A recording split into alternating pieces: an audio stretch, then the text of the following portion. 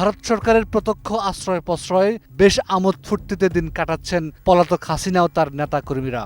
এদের প্রায় প্রতিদিনই দেখা সাক্ষাৎ হয়, চলে আড্ডাবাজি আর খাওয়া দাওয়া। পলাতকদের ভাষায় আওয়ামী লীগের হেডকোয়ার্টার হচ্ছে কলকাতা। এখানে বসে চলছে যাবতীয় পরিকল্পনা প্রণয়ন ও তার বাস্তবায়ন। তারা সামাজিক যোগাযোগ মাধ্যম ব্যবহার করে নিজেদের মধ্যে যোগাযোগ রাখছেন, অপকর্ম বাস্তবায়নের নির্দেশও দিচ্ছেন এসব মাধ্যম ব্যবহার করে।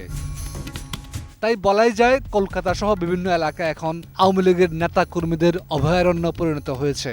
আর তাদের হেডকোয়ার্টার হচ্ছে কলকাতার নিউ টাউন আবাসিক এলাকার অভিজাত কমপ্লেক্স রোজডেল গার্ডেন। সেখানে বসে চলছে ডক্টর ইউনূসের নেতৃত্বাধীন বর্তমান অন্তর্বর্তীকালীন সরকারকে ব্যর্থ করার ষড়যন্ত্র।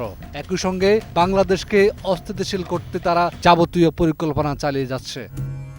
শুধু তাই না, আওয়ামী লীগের নেতা এবং সাবেক এমপি মন্ত্রী অনেকেই স্ত্রী সন্তানদের নিয়ে রীতিমতো সংসার পেতেছেন, কাটাচ্ছেন আয়েশি জীবন, যোগ দিচ্ছেন নানা ধরনের সামাজিক অনুষ্ঠানেও।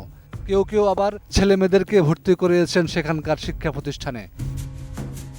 খোঁজ নিয়ে জানা গেছে শেখ হাসিনার অন্যতম আস্থাভাজন নেতা এবং সাবেক স্বরাষ্ট্রমন্ত্রী আসাদুজ্জামান খান কামাল রোজডেল গার্ডেনের ৩ নম্বর অ্যাকশন এরিয়ায় ২ নম্বর টাওয়ারের ১১ তলা ১১ ফ্ল্যাটে স্ত্রী, মেয়ে এবং জামাতাকে নিয়ে অবস্থান করছেন। অন্যদিকে আরেক প্রভাবশালী নেতা আওয়ামী লীগের সাধারণ সম্পাদক ওবায়দুল কাদের, তিনিও কলকাতার নিউ টাউন এলাকার একটি ফ্ল্যাটে স্ত্রীকে নিয়ে থাকছেন।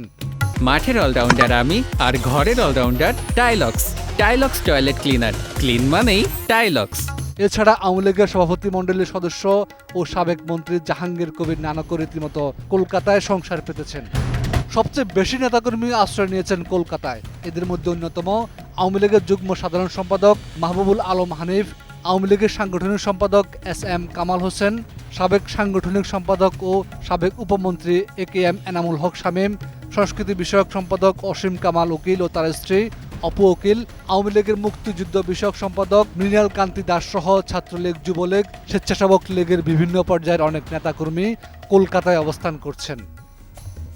হাফিজুল্লাহ, ২১ টেলিভিশন।